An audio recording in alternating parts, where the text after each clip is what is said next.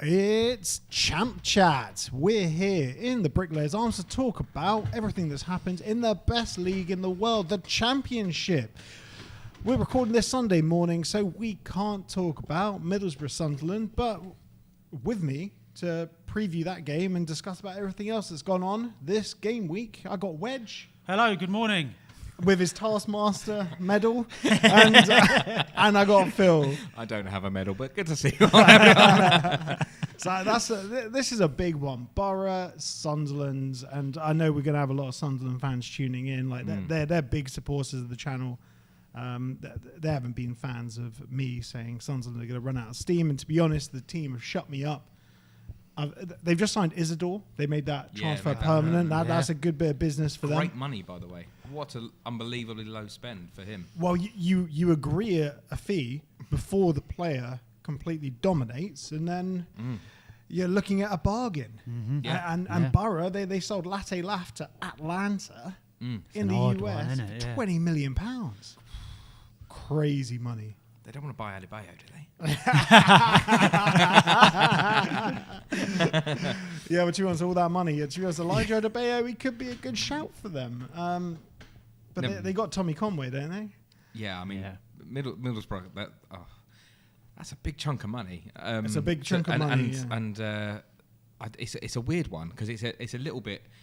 Obviously, the MLS and the Saudi Pro League at the minute, they're sort of competing a little bit in certain ways, and obviously we've seen John Duran go to Al Nassr this week in the Premier League, and I know it's the Champ Chat, but it's a little bit whiffs of that, like Latte Lath going over to Atlanta in the USA. It's completely different volumes of money. It's weird, it's a lot of money for him Atlanta. on a personal level in terms of this, like in terms of sheer wonga sort of thing. You kind of think fair enough, but and actually to be fair, so Middlesbrough must have been thinking, I don't care where he's going as long as I get 20 million. Can't turn that down. No, not at all. I mean, it'll be interesting to see how they cope with that tomorrow night, whether they've got someone in other than obviously Conway or Elijah Adebayo.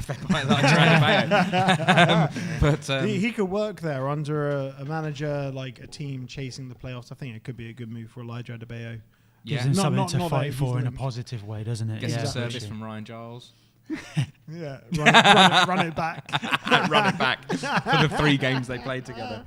Yeah. But big game for both teams, isn't it? Game, you know, Middlesbrough on the fringes of the playoffs, and obviously Sunderland trying to push for the top 2, innit? They just need to keep going because Burnley lost ground yesterday because they did. You know, they can't 0-0. score. Yeah. Well, can't score, but at the same time, didn't concede. They never concede. But great result for Pompey.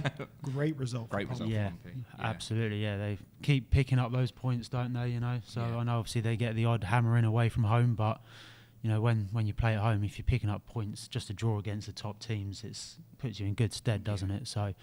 Yeah, and by all accounts, a pretty entertaining 0-0 draw as well, wasn't it? Yeah. You know, Pompey had a proper go. Yeah, proper go. Like, look at that momentum graph there. See? Yeah. Pompey had a peaks and troughs. Yeah, Pompey had a proper go at them. Yeah. Had more shots, higher expected goals. They had a defender that caught the ball on the line. That was. So yeah.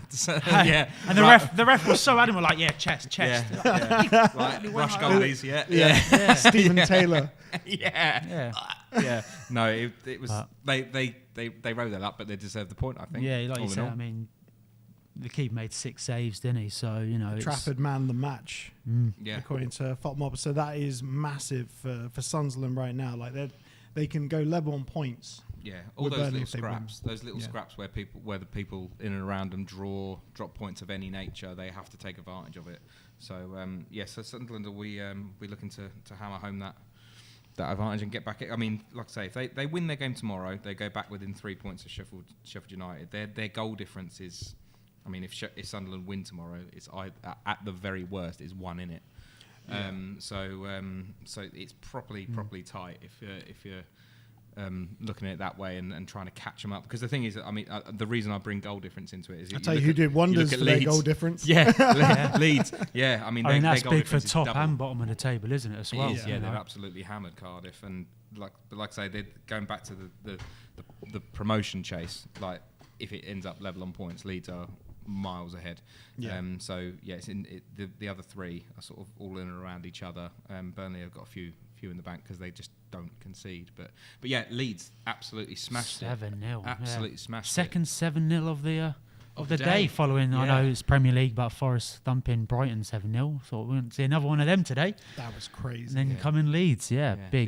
The ex Swansea City cohort that were absolutely doing wonders on it. I mean, Joel Pirou scored 2. Dan James was a thorn in the side of Cardiff all day. Is it 2 assists, 1 a penalty, scored a goal, and he's come on leaps and leaps and leaps. We mentioned about him last week, didn't I? I said about how he could be a danger man. He's not just a pace merchant now. He's kind of become the full package. His footballing brain's kind of caught up with everything else about him. He's dusted off the Man United. Yeah. I mean, I think it was the first goal. Yeah, it was Aronson's goal. He could have easily tried to shoot at a tight angle, hit it, ricocheted it against a couple of shins and see how his luck was, but he turned back and laid it off, and that set the tone for the whole day, really. I mean, the wing players, Junior Firpo, by the way, is a walking yellow card. I don't know whether... 3 assists, though? This is what I mean. Yeah. He's a walking yellow card, but yesterday he was brilliant. Got 3 assists. And it's such a stark contrast, and it kind of probably shows you where their mindset was at with the game against Burnley. It was very much do not lose, because that was easily the dullest game I've watched of the season. Yeah. That was the highlights package was them walking out onto the pitch and then the referee blowing the full-time whistle, wasn't it? Yeah. The Leeds admin account were really struggling. Yeah. But it was easily the most boring game I've seen. I think there was 1 shot on target in the 88th minute, and that was it. But then you go and see how they play against the rest of the league. It's sort of that miniature league of Leeds, Burnley, Sheffield United, Sunderland.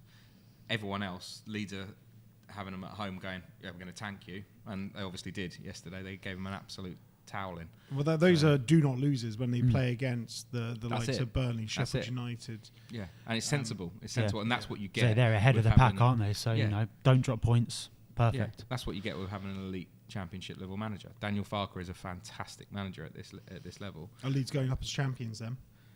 I think so. Yeah, I think so. Yeah, the way they're playing at the moment, which obviously I had them dropping off. I thought they would be in the playoffs, but I think where it is now, as the season goes on, in terms of the top 4, I would have that order: Leeds, Sheffield United, then Burnley, then Sunderland. Mm-hmm. It was Sheffield United. They made it hard for themselves yesterday. 1-0 against Derby. That's another one that's big for the top of the table and the relegation battle as well. Like Cardiff getting battered 7, their goal difference getting chucked down to -18. Yeah, I'm not Derby sure Cardiff would have really minded probably losing to Leeds, but I think the manner that it happened, I think that's knocked a bit of confidence out of them, because I mean you look at their goal difference compared to 2 or 3 of the other teams. It's comparable to Luton's now. Yeah. How Luton, Plymouth and Portsmouth, aren't they? They're all, Plymouth are -34, but you look at, when you've got the other 2 teams, Luton and Portsmouth, now they're between -16 and -19. But a hell of a win for Plymouth yesterday. Yeah.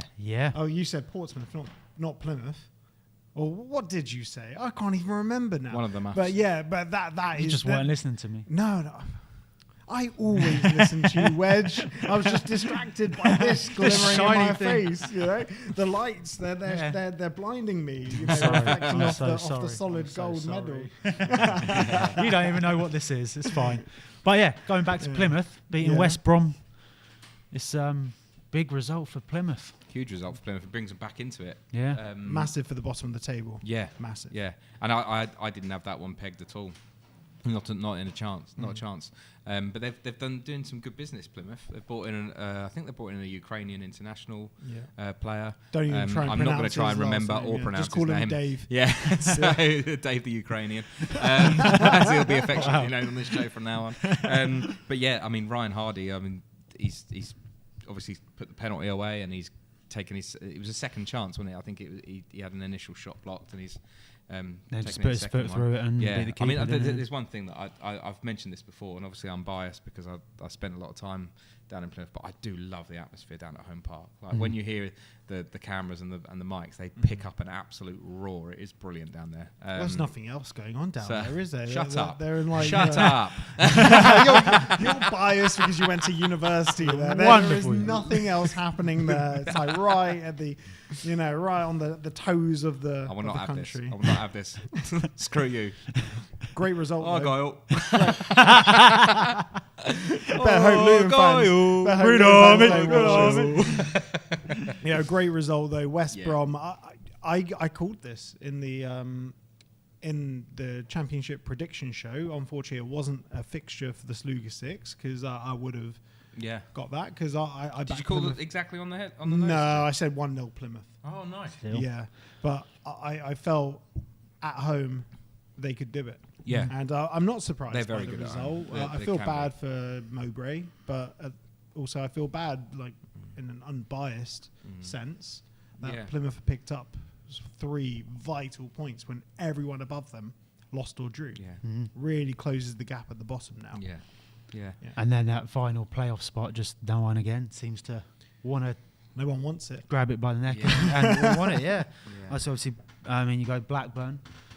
You know they got a big Derby Day win on Friday, didn't they? Yeah. So that pushes them a little bit more into the playoffs there, doesn't it? And you know, again, a good result for them. Did you see that'll be one of their routine? favourite. Did you see the corner routine where they were all like, it was a short corner and everyone was just sort of pushed into the corner of the area? I don't know. It's something that was picked up on Reddit. It was quite funny. No, I didn't see it. Yeah, it was one of the weirdest corner routines you'll ever see. Oh. Everyone was just sort of hanging out in the corner of the box, like nowhere near the 6-yard box. There were three Preston players completely completely alone, just marking space. It was weird, but not as feisty as the previous one. Like no one took a bite out of anyone. No. Yeah. That was naughty, that one. But trying to make a lovely segue here. Oh, so I was going to say there was a lovely routine yesterday, and it'll be interesting to see if you got the same one. Was it Bristol City? Piece? Yeah, it was Bristol City. Yeah, the Bristol City great goal. set piece routine. The Bristol City goal, I would argue, was probably one of the goals of the day. There's a couple of good goals, weren't there? That was And did you notice how it wasn't? It looked like if he was just to play the ball, just plain ball, to the player that it was intended for, the defender would have cut it out. But because the other attacker sort of ran across him at the same time, took that guy out. Yeah. So the pace was still good, and he just planted it into the pinpoint, top wasn't left-hand corner. Brilliant goal. Good obviously, result Bristol City ended up being down to 9 men. So dubious. I think the first red card I thought really was a yellow. Yeah, it was a little bit late, but it wasn't like it was 2-footed and it wasn't like out of control. And I think it was more the trailing leg, which wasn't studs up. They caught always say the player. about scissor motion, don't they? So Yeah. If you're perceived to be out of control. I didn't think it looked out of control. It just looked. It was a little late, but I thought it was yellow card in late in. Yeah, game. they both went 50-50, in. Yeah, very 50-50.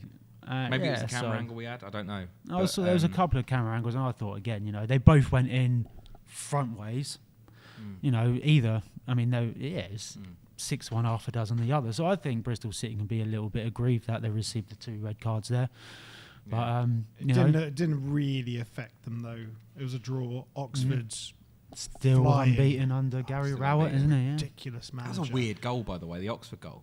They were just trickled in. It was just a weird one. It was like goalkeeper couldn't track it. Was expecting a touch, and it had a bit of spin on it, and it just awkward. It was a weird one. Yeah. You don't realise how big goals actually are. Yeah, until you see the goalkeeper not move. Yeah. Like on broadcasts, you see like a big goalkeeper. You see a goal that sort of looks a bit smaller on broadcast, but when you're actually standing in them, you realise when it's just trickling in, it's actually about 8 foot away. Yeah.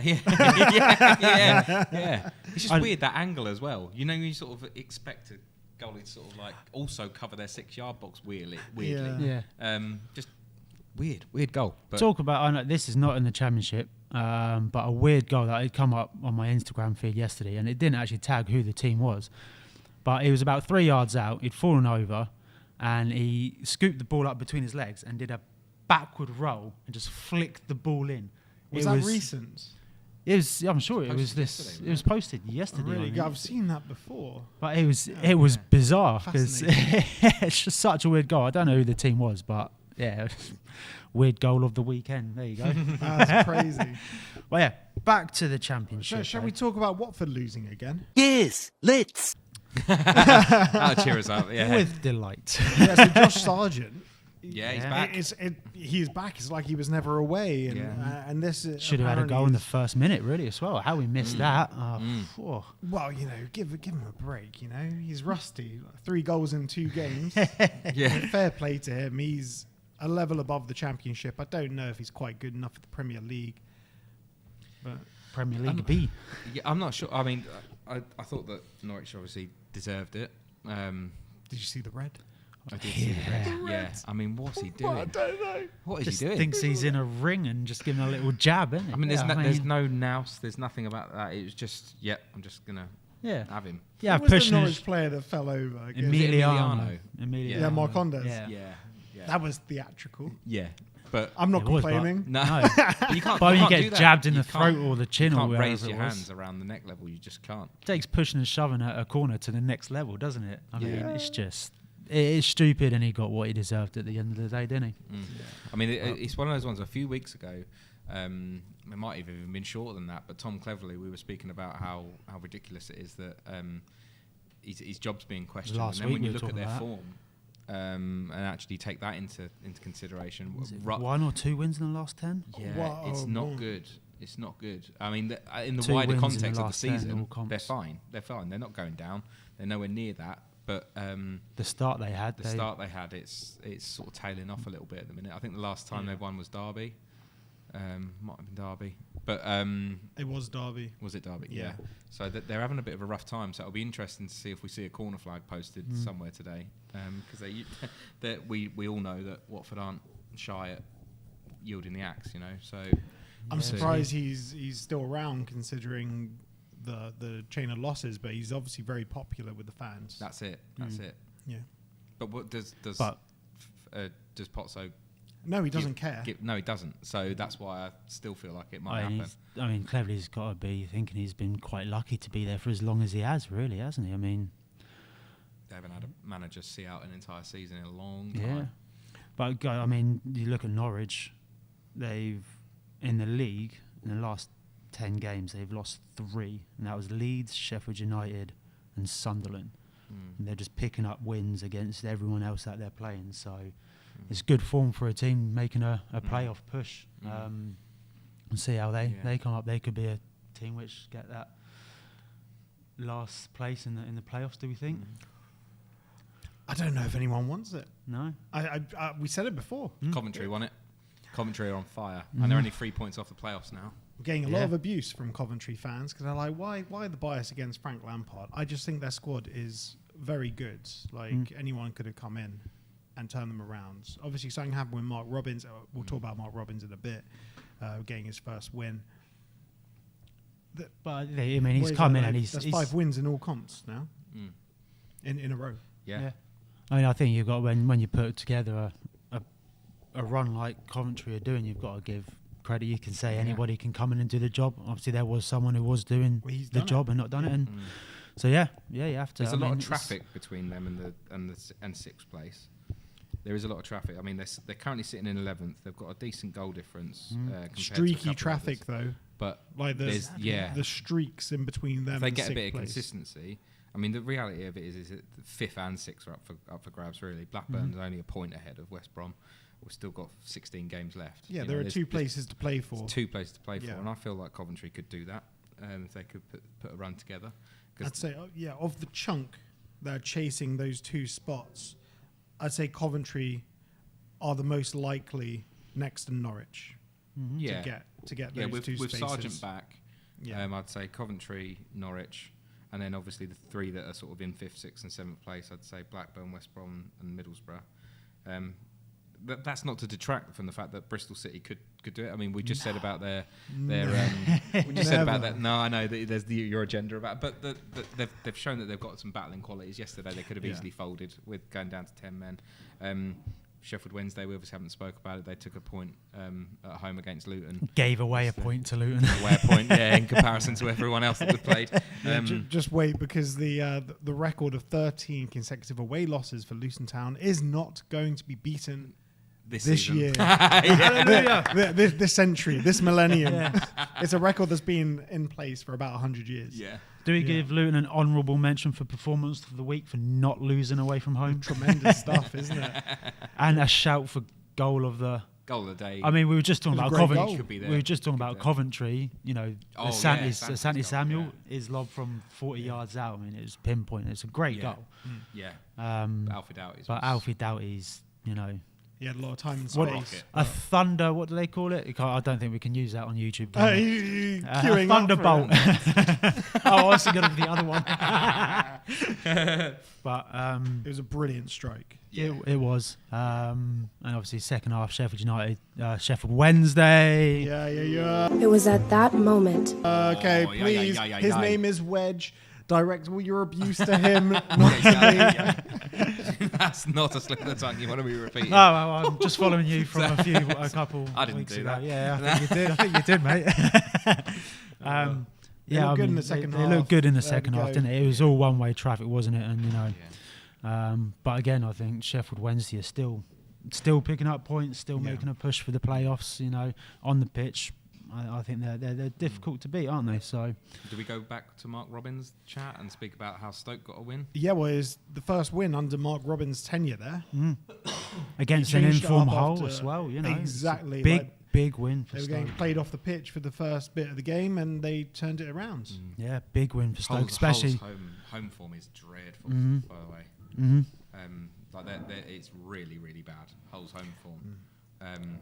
And the thing is, we will have them down to win, I think, this weekend. I just think the way it's been going. How progressive and aggressive they've been in the transfer window. And you think that's not to say that you can click a finger. I know we know as Luton fans that that's not the situation with the amount of signs we've made. But I think a big win over a relegation rival there as well. They're both on 29 points. Yeah. You know, they come through, got 3 points away from home. Stoke, big. Hull absolutely dominated this game, though. They did. They had a lot of the play. Snatch and grab, big time. But yeah, I mean, it's Stoke. Obviously, they will reinvest, I'm sure. But like losing, Cannon yesterday, we very quickly skirted on how Sheffield United won against Derby. But without Tom Cannon, they might not have won yesterday because his turn and cross. Was absolutely pivotal to them getting the win for Brereton Diaz to get the goal. So I was going to say with them that it was only a 1-0 win for them, but they're blooding in new players because they've sort of seemed to have they're turning over their squad as well. They do. They turned it over in the summer and they're doing it again.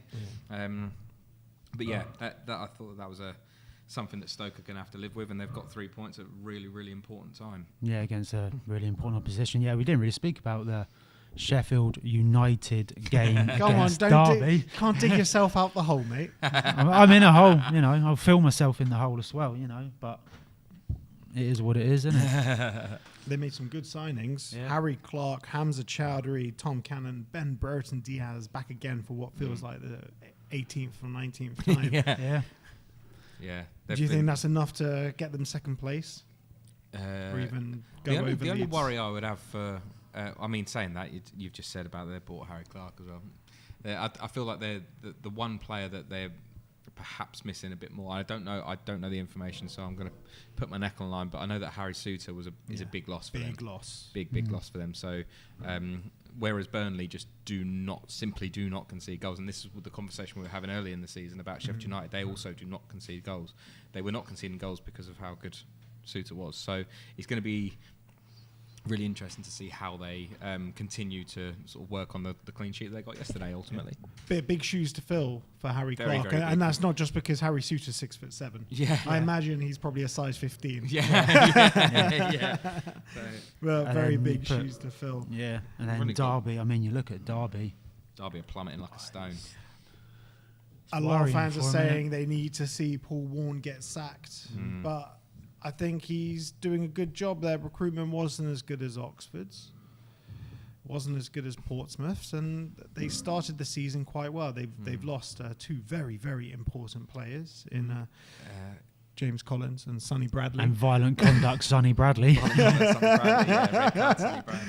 Yeah, so they obviously not very important players, but he's at 7 on the spin now. That's their form.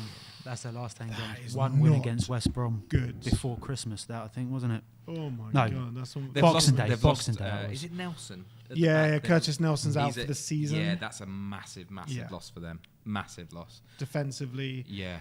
every cross that comes in, Curtis Nelson Yeah. is getting them away. Yeah. He's a big huge loss. And to be honest, like they're probably, I don't know if they can recall Sonny Bradley. Or Sonny Bradley, he's loving it at Wickham at the moment. He's Yeah. like He instant plays half fan a game, favourite. gets sent off, and still gets paid. I'm talking about even before that. Yeah. You know, he could get a promotion on his CV. He's very good at League One level. But yeah, Derby, terrible run of form. Yeah. Like they're getting dragged into it. The relegation battle is very, very interesting. As I always say, when with the Plymouth win as well, it's just making it tightened so it much right tighter, up. doesn't it? Constantly Yeah. that, Yeah, and been two a- teams not in the relegation battle: Millwall, QPR. Yeah. I mean, couldn't call that one. Couldn't call that Millwall, one they've had 3 a, wins on the spin now. yeah, and I think they had a couple draws before that as well, haven't they? Yeah. Again, a couple of weeks ago, I mentioned that their little run of 5 or 6 matches in January, February was be key for them, and they've They're gone taking out advantage of and it, they've they've picked up a lot of points. Obviously, QPR are safe now, aren't they? They had their little run over the winter as well. See a couple of losses, haven't they? But I think they'll be happy with how their season's turned out now. Yeah. Yeah. I couldn't call that one yesterday. It was one of the ones where I was just like, right, I'm avoiding that one like the plague. I think I gave benefit of the doubt to QPR. I thought they might edge it. But it was one of those ones where I'm not surprised by that at all. I'm not surprised by that at all. And Millwall got some really exciting players. They've got Aaron Connolly scoring in a minute. Yeah, they got that. Rapid. But they've got a couple of young wingers that are very, very tricky, very, very skillful footballers. Did their last week? Bangura Williams. Yeah, last week their left winger went off injured against Luton. I don't know if that's a long-term thing or whether it was just a knock. But he set up the goal the week before against Cardiff. He looked like his feet are lightning. So if he is out, I hope he's not out too long for him because he looked like a really good player. Which wing was that? I can't even remember now. But Bangura Williams was fantastic against Luton as well. They signed Kundal from Wolves. Really good signing. He got a debut goal. Scored the goal, didn't he? Yeah. So They got the makings of a very exciting team. I think Alex Neil, to be honest, right now they just need to look at mid-table Bangura mediocrity. Williams, But you're yeah, right. he's Yeah. fantastic. yeah. Real athlete. He's sort of like who's that massive bloke at Cardiff? I'm trying to think of his name. He's absolutely Mate. massive. No. I'm trying to think of Ruben Colwill. Oh, sort of yeah. that mould, Yeah. looks like a small person that's just been stretched out, and he's fully in proportion. Yeah. He just looks like a regular person, but just happens to be 6'5". Yeah, And is a tremendous athlete, tremendous footballer. I feel Ruben Colwill doesn't have the same engine. I haven't seen enough of Bangura Williams, but he's a great player. And I think if they acclimatise to mid-table this season, Alex Neil could have them pushing playoffs next season. He's got the makings of a good team. Yeah. Oh, I boy, agree. the guy I was thinking was Callum Scanlon went off injured Scanlon, against Luton. Yeah. So I probably still got that one wrong. Was I'm having a their nightmare keeper- this podcast, didn't I? Yeah. Oh, their keeper was back, the one that was stretched off against Luton, Jensen. I just noticed that. Yeah. Hazard was back for Plymouth as well. You Oh, mentioned him was last it? week. He Yeah, was back. As He's back opposed this to week. the other goalkeeper, Yeah. John Grisham Grimshaw. or whatever his Grimshaw. name is. Grimshaw, not John Grisham. Nick Grimshaw. CSI guy, isn't he? Or the writer, I know, John I'm joking. Grisham. Right, Yeah, that's us Yeah. wrapped up. We've spoken about everyone, haven't we? Yeah, on the head. Yeah. Lovely jubbly.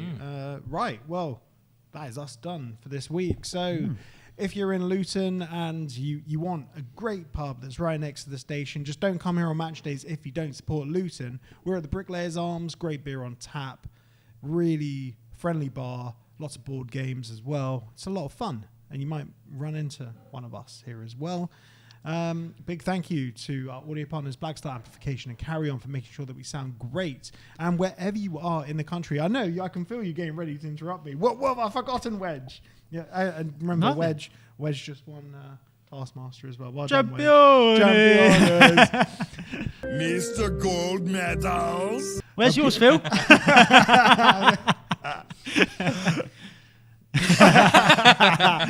And It was good to win something as a Luton fan this year. and well done. It's a very heavy medal. Yeah, I know. Very heavy. Yeah. And a big thank you to the record shop in Amersham. Wherever you are in the country, if you want good vinyl or CDs or guitars, head down to the record shop in Amersham and mention our show and you'll get a cheeky little discount. But that's all from us, and whoever you support, have a great week. Take care. See you guys. Bye.